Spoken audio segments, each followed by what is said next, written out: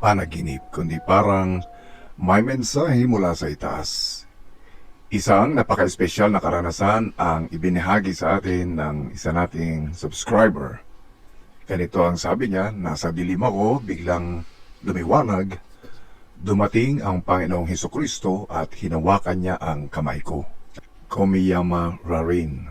Sana tama yung Ang aking toilet ay pagkakapronounce simbolo ng ng paglilinis. kanyang pangalan. Ang toilet sa panaginip ay kadalasan Anyway, simbolo ng Ito paglalabas ng ay negatibong isang emosyon napaka-espesyal na o panaginip. kaya ay pag-alis ng problema Espesyal o sapagkat bigat bihira sa kasi buhay. na Ang ahas ay simbolo ng Kaya, bumara o pandilim isipin mo lang. ito. Sa maraming Ikaw ay nasa interpretasyon, dilim, walang ang ilaw, ahas ay maaaring dahil tukso, walang ilaw at pandilim lang walang o isang direksyon. taong hindi Hindi mo alam kung saan ka mapagkakatiwalaan kang mabuti, Tapos bigla may ngunit liwanag na panganib.